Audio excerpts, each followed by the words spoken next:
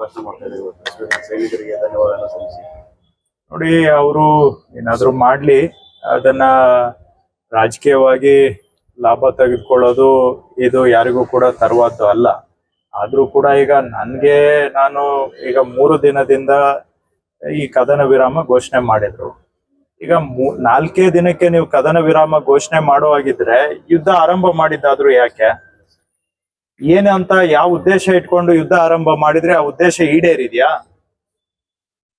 ಪಾಕಿಸ್ತಾನಕ್ಕೆ ಹಂಗ್ ಮಾಡ್ಬಿಡ್ತೀವಿ, ಹಿಂಗ್ ಮಾಡ್ತೀವಿ ಅಂತ ಹೇಳಿ ಅಮೆರಿಕ ಹೇಳಿದ್ರು ಅಂತ ಹೇಳಿದ ಕೂಡ್ಲೆ 4 ದಿನಕ್ಕೆ ವಾಪಸ್ಸು ಅದನ್ನ ನಿಲ್ಲಿಸುವಂತಹದ್ದು ಎಲ್ಲಾ ಉದ್ದೇಶ ಈಡೇರಿದ್ಯಾ ಅನ್ನೋದು ಪ್ರಶ್ನೆ. ಅದಕ್ಕೆ ಉತ್ತರ ಕೊಡ್ಬೇಕು ಮಾನ್ಯ ಪ್ರಧಾನ ಮಂತ್ರಿಗಳು.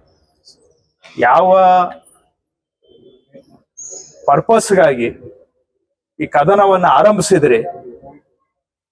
ಯಾವ ಕಾರಣಕ್ಕೆ ಕದನ ವಿರಾಮ ಮಾಡಿದ್ರಿ?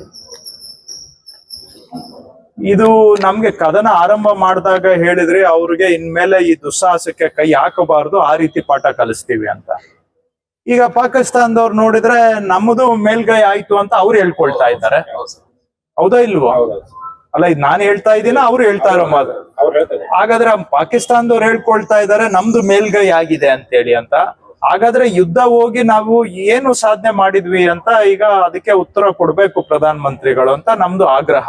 ಪಾಕಿಸ್ತಾನದವ್ರು ನೋಡಿದ್ರೆ ನಮ್ಗೇನು ಆಗಿಲ್ಲ ಅಂತ ಅವ್ರು ಹೇಳ್ಕೊಳ್ಳೋವಾಗ ಈಗ ಇವ್ರಿಗೆ ಪಾಠ ಕಲ್ಸಕ್ ಹೋಗಿ ಮತ್ತೆಲ್ಲೋ ಅವರಿಗೆ ಪರೋಕ್ಷವಾಗಿ ನಾವೇನಾದ್ರೂ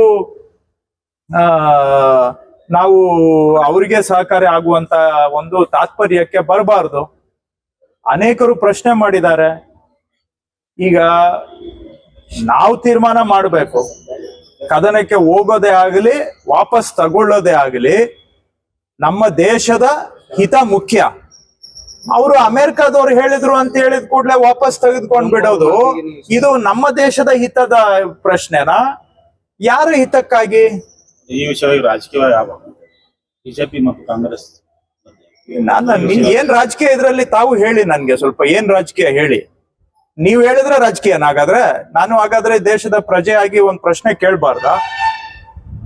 ನಾವ್ ಏನ್ ಮಾತಾಡಿದ್ರೆ ಅದು ರಾಜಕೀಯ, ಅವ್ರ ಏನ್ ಮಾತಾಡಿದ್ರೆ ಅದಿಲ್ಲ. ಅಲ್ಲ, ಇದು ಯಾವ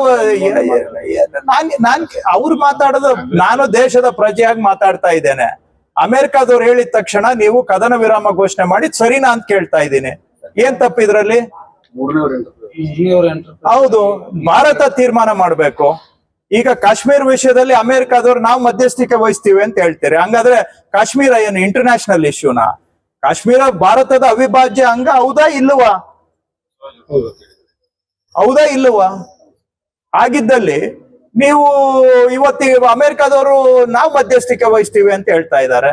ಅಲ್ಲಿಗೆ ಕಾಶ್ಮೀರನ ನೀವು ಭಾರತದ ಅವಿಭಾಜ್ಯ ಅಂಗ ಅನ್ನೋದನ್ನ ಕೈಬಿಟ್ಟು ಕಾಶ್ಮೀರ ಒಂದು ಡಿಸ್ಪ್ಯೂಟೆಡ್ ಏರಿಯಾ ಅಂತ ಒಪ್ಕೊಳ್ಳೋ ಹಂಗೆ ಅರ್ಥ ಬರುತ್ತೆ. ಹಾಗಾದ್ರೆ ಯಾರ ಕಾರಣ ಇದಕ್ಕೆ? ಯಾಕೆ ಈ ರೀತಿ ಆಯ್ತು?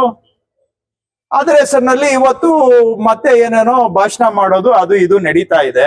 ಆದ್ರೆ ದೇಶ ಎದುರಿಸ್ತಾ ಇರ್ತಕ್ಕಂಥ ನಿಜವಾದ ಪ್ರಶ್ನೆಗಳಿಗೆ ಉತ್ತರ ಕೊಡಬೇಕು ಅಂತ ನಾನು ಆಗ್ರಹ ಮಾಡ್ತೀನಿ. ಗ್ಯಾರಂಟಿ ನ್ಯೂಸ್, ಸುದ್ದಿ ಖಚಿತ, ನ್ಯಾಯ ನಿಶ್ಚಿತ.